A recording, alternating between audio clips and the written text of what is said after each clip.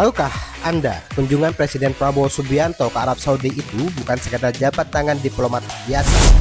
Di baliknya, ada kisah-kisah tersembunyi, ambisi triliunan rupiah, dan ikatan sejarah yang mungkin belum pernah Anda dengar.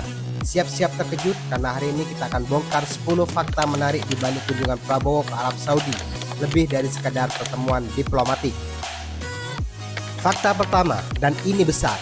Kunjungan Prabowo bukan cuma bahas kuota haji, tapi ada visi ambisius membangun kampung haji Indonesia di Makkah. Bayangkan, fasilitas khusus untuk 1,5 juta jemaah umroh dan lebih dari 220.000 jemaah haji kita setiap tahunnya. Tujuannya, optimalisasi layanan dan menekan biaya. Putra Mahkota MBS sendiri merespon positif, bahkan memuji jemaah kita sebagai kelompok yang paling disiplin. Ini bukan cuma soal solusi sementara, tapi investasi strategis jangka panjang untuk kenyamanan jemaah kita. Fakta kedua, ini tentang duit. Kunjungan ini menghasilkan kesepakatan bisnis senilai 27 miliar dolar atau sekitar 437 triliun rupiah. Bukan cuma minyak, tapi juga energi bersih, industri petrokimia, hingga layanan bahan bakar penerbangan. Arab Saudi adalah mitra dagang nomor 1 Indonesia di kawasan ini, dengan volume perdagangan mencapai 31, miliar dolar dalam 5 tahun terakhir. Ini bukti kemitraan ekonomi kita makin kuat dan terdiversifikasi, sejalan dengan visi 2030 Arab Saudi yang ambisius. Fakta ketiga, ada momen spiritual yang sangat langka. Presiden Prabowo menunaikan ibadah umroh yang sakral, bahkan diberi kehormatan luar biasa untuk memasuki Ka'bah dan mencium Hajar Aswad.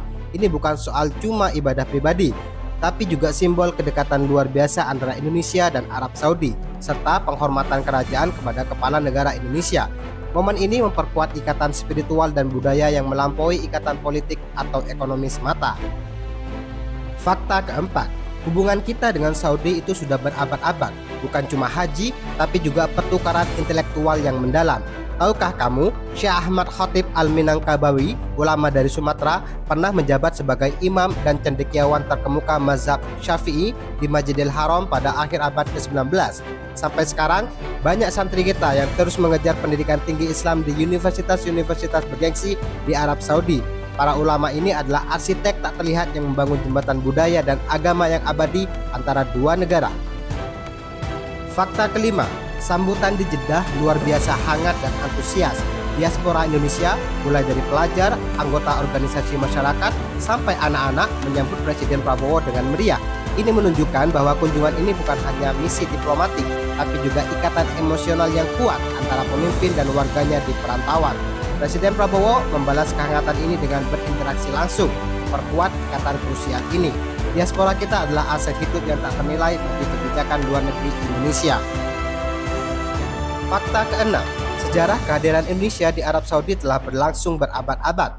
Tapi yang paling mengejutkan, mantan duta besar Indonesia untuk Arab Saudi pernah menyatakan 50% penduduk Makkah itu keturunan Indonesia.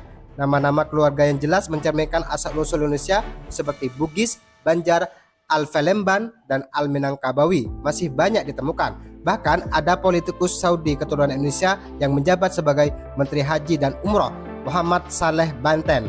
Ini bukti integrasi sosial dan jalinan budaya yang sangat dalam, melampaui hubungan antar negara semata.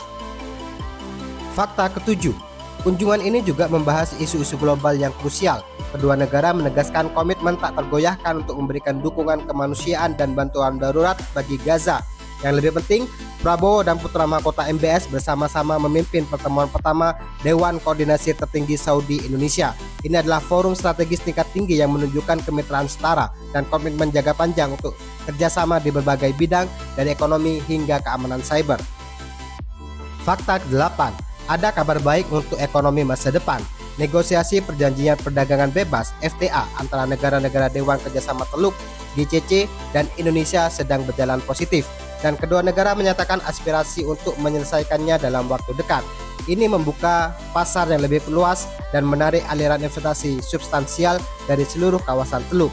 Fokusnya bukan cuma minyak, tapi juga teknologi hijau, pariwisata, pertanian, dan manufaktur, membangun ekonomi yang lebih tangguh dan terdiversifikasi. Fakta ke-9, ada perbaikan besar untuk haji 2026. Selain kampung haji, ada wacana masa tinggal haji dipersingkat dari rata-rata 40 hari lebih menjadi 30 hari yang lebih efisien.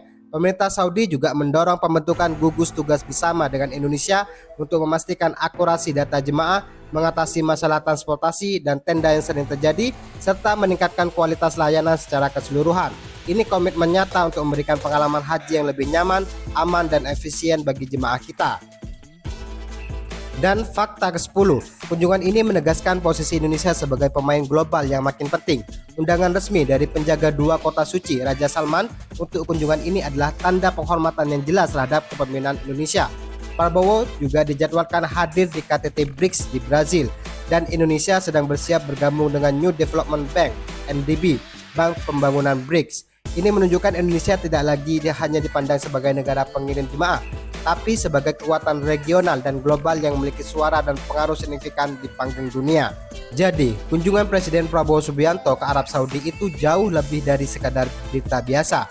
Ini adalah simfoni diplomasi, ekonomi, spiritualitas, dan sejarah yang membentuk masa depan hubungan dua negara. Sebuah kemitraan yang makin dalam dan strategis. Apa pendapat kamu tentang fakta-fakta menarik ini? Tulis di kolom komentar di bawah. Jangan lupa like, share, dan subscribe untuk konten menarik lainnya. Sampai jumpa di video berikutnya.